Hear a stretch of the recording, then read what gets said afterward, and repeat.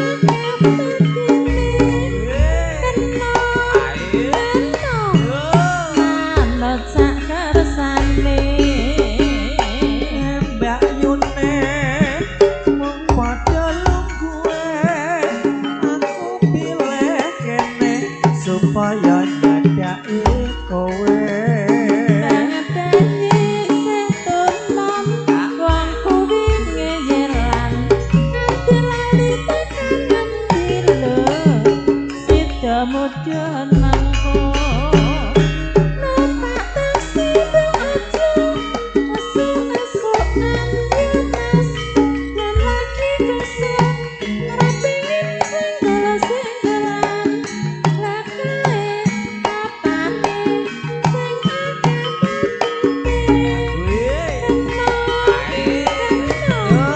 manut sak kersane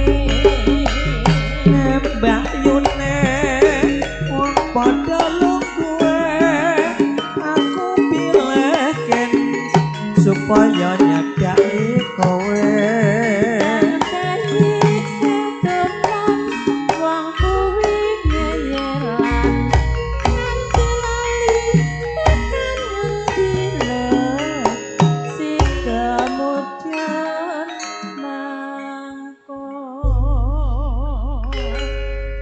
Matur sembahyang panuwun kadang-kadang wisudawan saking rasa budaya Tresna Budaya. Matur agunging panuwun ingkang tanpa winates tunggal adegan minangkani pambukaning budaya wonten wekdal dalu menika. Ugi saderengipun gedhok salajengipun katuraken kunjuk dumateng kadang-kadang para pinituwa saha para rawuh sedaya.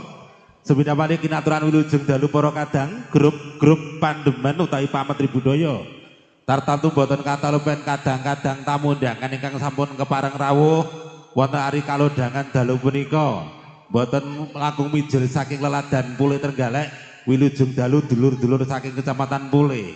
Kula nglirik saking wilayah Ponorogo wilujeng dalu dulur-dulur punden sepuh ingkang mijil saking leladan Ponorogo samudayanipun ugi kinaturan wilujeng dalu saking Brang Kidul saking leladan Panggul saking leladan Munjungan ingkang sampun kepareng rawuh samudayanipun ugi kinaturan wilujeng dalu sugeng rawuh saha sugeng pinarak kanthi mardu mardi kaning penggalih. Ugi saderengipun lelipur katuraken kunjuk dumateng Panjenengan Jaya mbok bilih mangke lir gumanti grup Langen Tayub ugi mangke kasusul kalian para tamu undangan luar biasa nggih.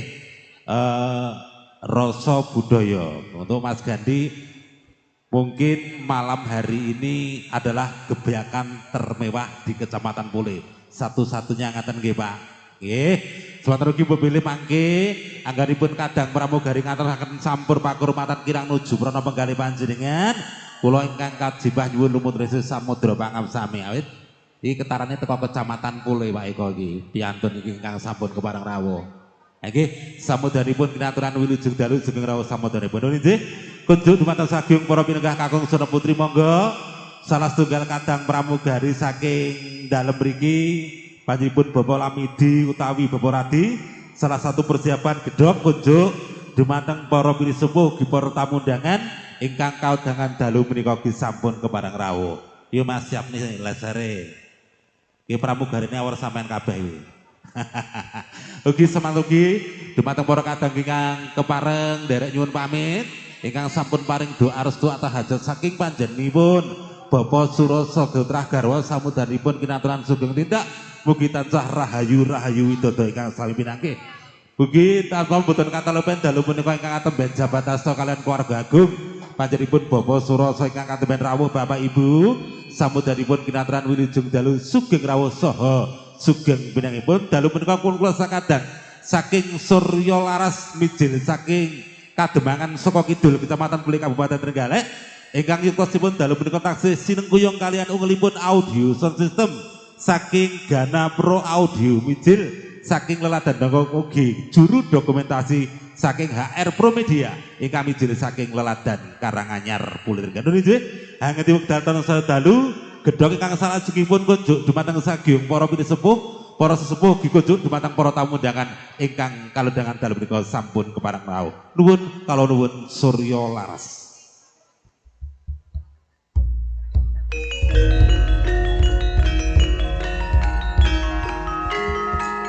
Miring muka watang wadung winur sita Mas son papinta aja wangke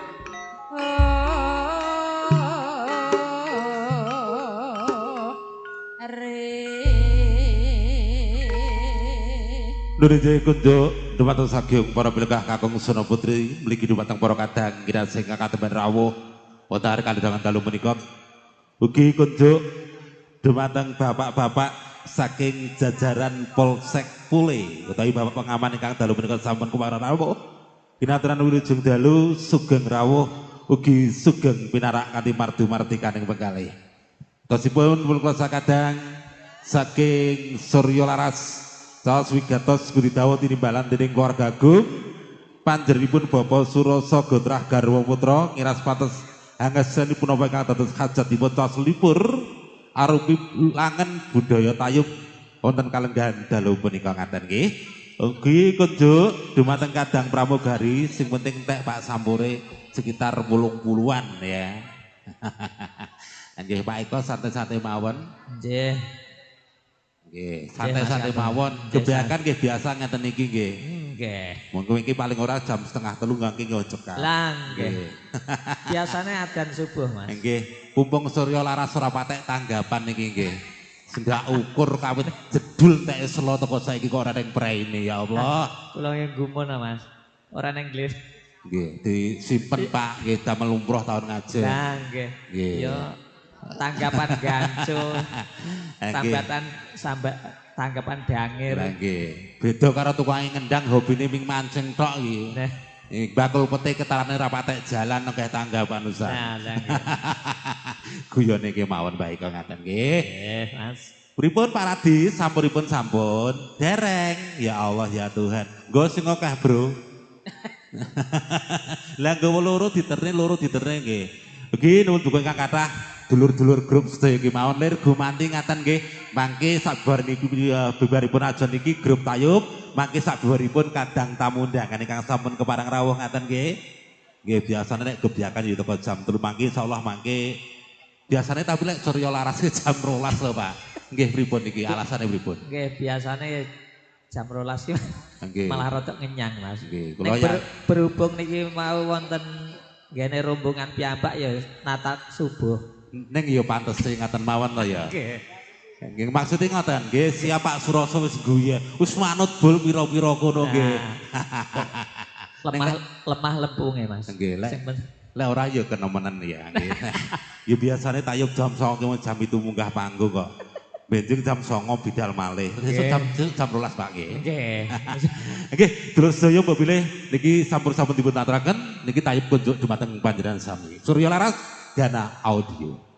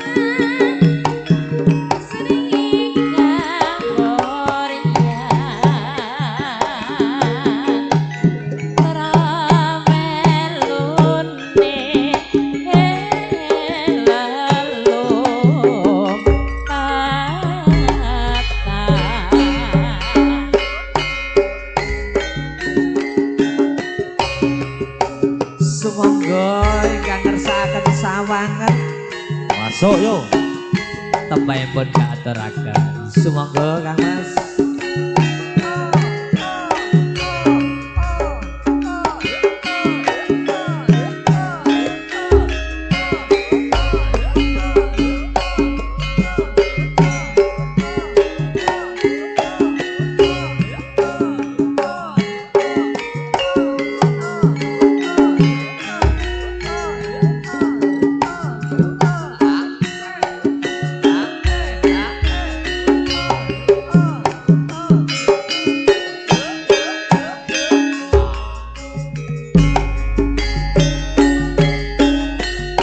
Apa aku kurang ganteng?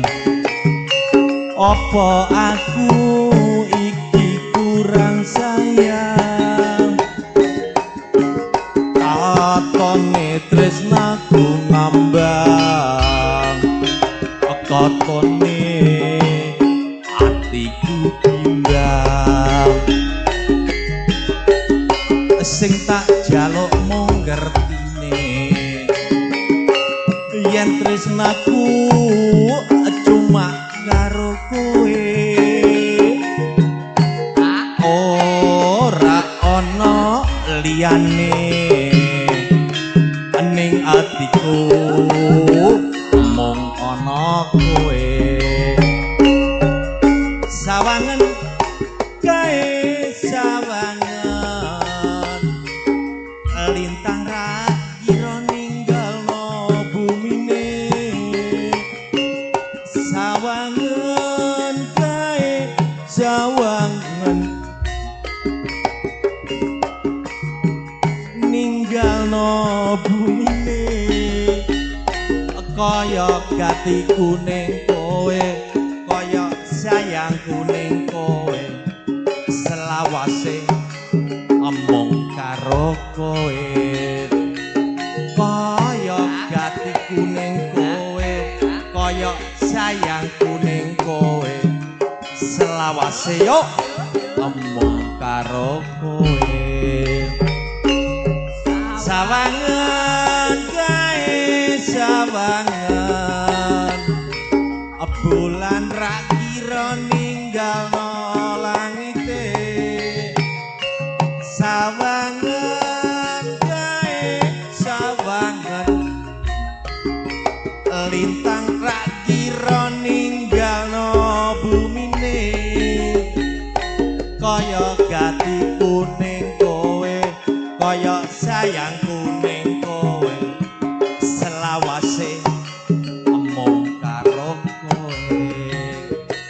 Kaya gati kuning kowe, kaya sayang kuning kowe, selawase omong karo kowe. Terima kasih. Matur sembahing panuwun.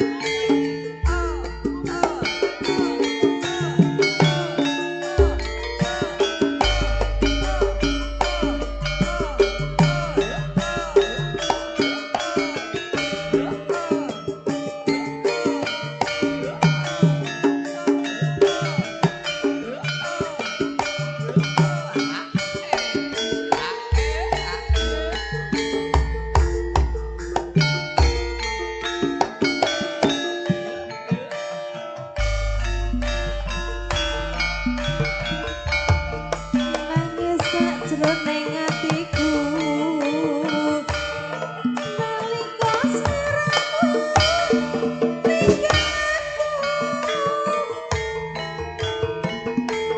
apa sliramu ra krasa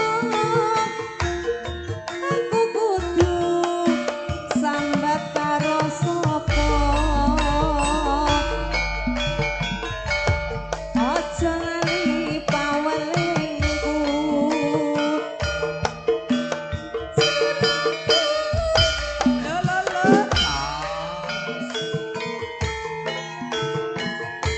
sakapan anggonmu keli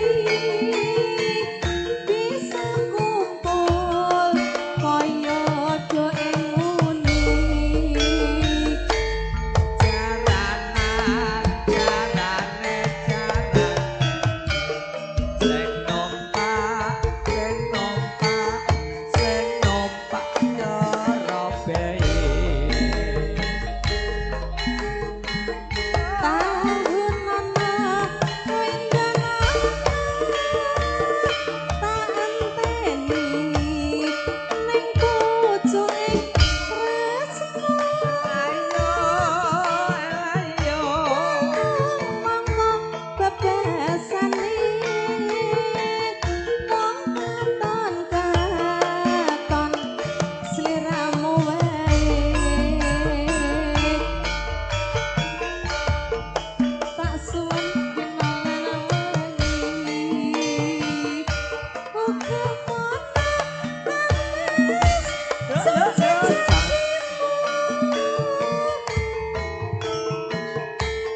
aku kang satya satuhu tak enteni kanthi sabalimu Matur sembahing panuwun